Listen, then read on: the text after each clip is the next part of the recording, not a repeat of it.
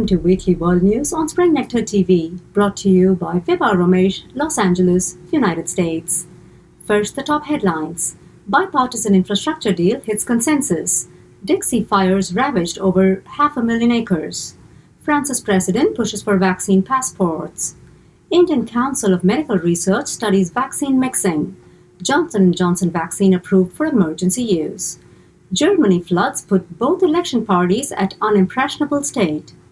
Olympics wrap-up. Over to news in detail.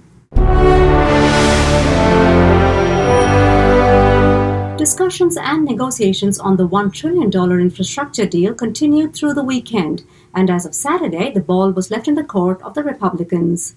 As stated by Majority Leader Chuck Schumer, we can get this done the easy way or the hard way. In either case, the Senate will stay in session until we finish our work. It's up to my Republican colleagues how long it takes. Eventually, on Sunday night, a 69-30 vote helped terminate further debate on a bill involving $550 billion in new spending on physical infrastructure. And, despite Trump's threat to the Republicans who were backing the bill, Senate Republicans joined the Democrats early Tuesday in advancing the bill, a huge victory for the Biden administration. Biden celebrated the victory as he remarked, "After years and years of Infrastructure Week, we're on the cusp of an infrastructure decade that I truly believe will transform America."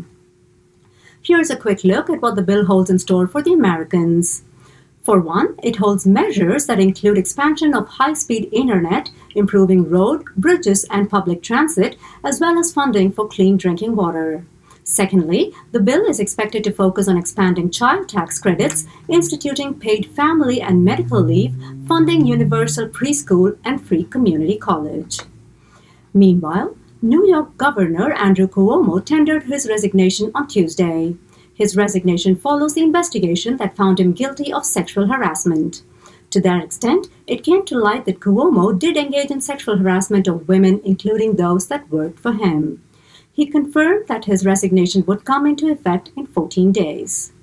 With Cuomo stepping down, Kathy Hochul would become the first woman to take over as the governor of New York.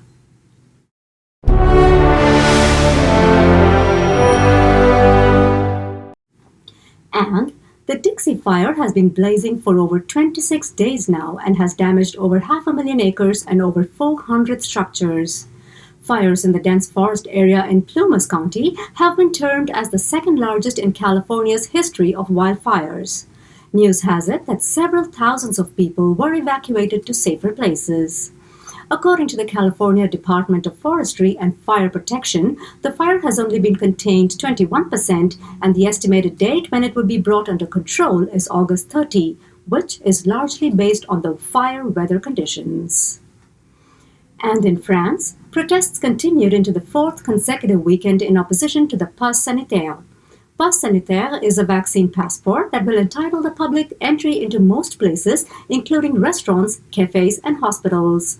It's in the form of a QR code that is either on paper or in digital format and is issued to those who are fully vaccinated or have a negative COVID-19 test.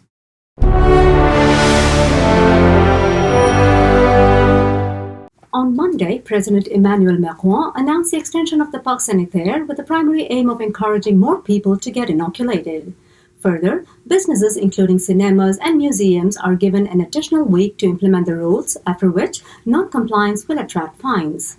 However, a large majority of the public believe that it is an outright infringement of basic French principles. To this extent, protesters continued their protests into the fourth weekend, demanding the government to revoke the extension. Moving on to India, Health Minister Mansukh Mandavia announced the approval of the single-dose Johnson & Johnson vaccine for emergency use. Sources said that a supply agreement with the Telangana-based biopharmaceutical company Biological E Limited facilitates the supply of the vaccine to India. With the Delta variant of the virus posing a threat to low vaccination areas, the approval of J&J vaccine is expected to improve the vaccination rate, especially in the lesser vaccinated areas across the country. Meanwhile, an ICMR analysis on vaccine mixing revealed that a mix of Covishield and Covaxin may turn out to be safer as well as provide greater immunity. Following a study on 18 individuals, the Indian Council of Medical Research published that the findings suggest that immunization with a combination of an adenovirus vector platform-based vaccine followed by an inactivated whole virus was not only safe but also elicited better immunogenicity. A follow-up on the UN Security Council, Prime Minister Narendra Modi had chaired the session, and the high-level debate on maritime security was virtually attended by national leaders and high-profile officials from across the world. The UNSC adopted the presidential statement on maritime security in unanimity. The debate addressed the crucial value of enhancing international and regional cooperation with the goal of protecting maritime security and safety. Neeraj Chopra, the boy who won the first Olympic gold medal for India, was congratulated by the Prime Minister for his commendable feat and undeterred perseverance. His best attempt of 87.58 at the men's javelin throw catapulted him to the position of world number 2 with a score of 1,315. The Prime Minister conferred his congratulations over phone and said, "You have made the nation proud as the Olympics was coming to an end. You have given the best possible finish for the country." Moving on, Germany is gearing up for the national elections scheduled for September this year, with leaders from two strong parties running for position.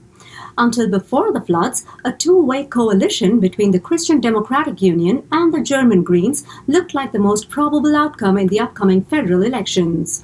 However, the recent floods and the leaders' failure to satisfactorily address the situation has put both the parties at a no-confidence state with voters. News as of now has it that the currently serving finance minister Olaf Scholz could be the successor to Angela Merkel as Chancellor of Germany. More on the election front will be brought to you as it unravels. Moving on to Poland, the approval of a new media ownership puts the country's largest and only independent TV station at risk of losing its license.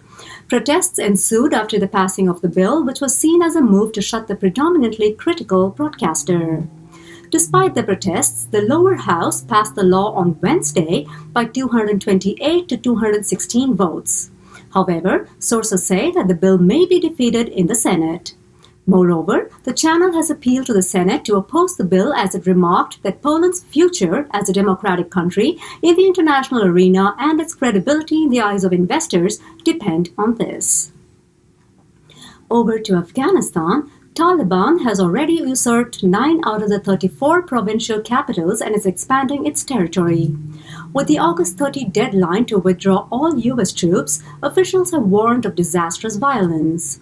Expressing concern over the debilitating situation, a senior member of the Afghan peace negotiation team remarked that if the Taliban advances militarily, the region will be burned.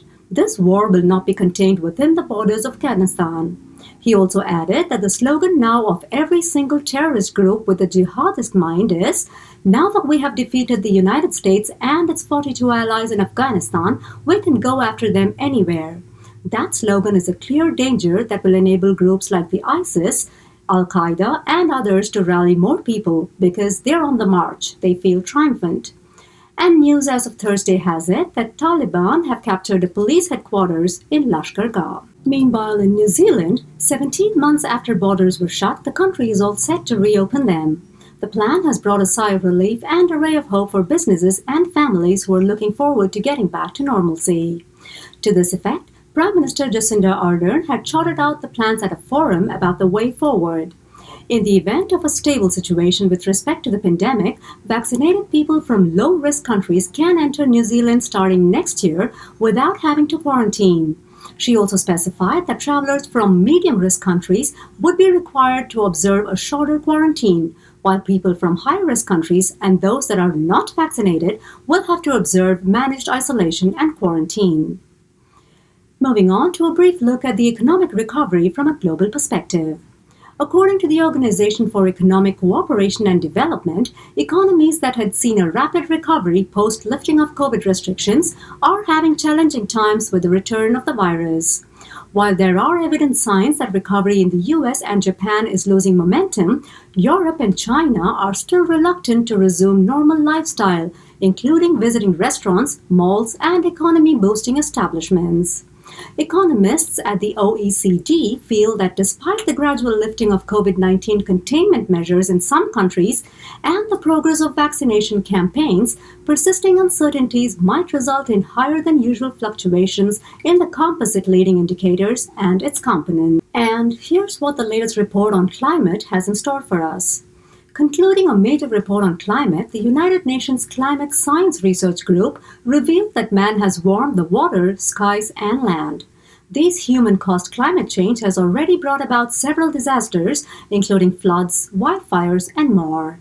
What is even more concerning is the fact that these changes are irreversible and the atmosphere may surpass 1.5 degrees Celsius of warming within the next 20 or 30 years.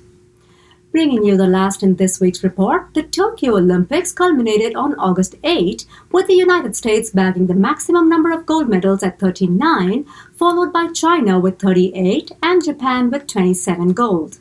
Great Britain moved up to the fourth place with 22 gold, and Russian Olympic Committee stood at the fifth position with 20 gold. With that, we come to the end of this week's news bulletin. I'll see you again next week with more world news on Spring Nectar TV. Thank you for watching.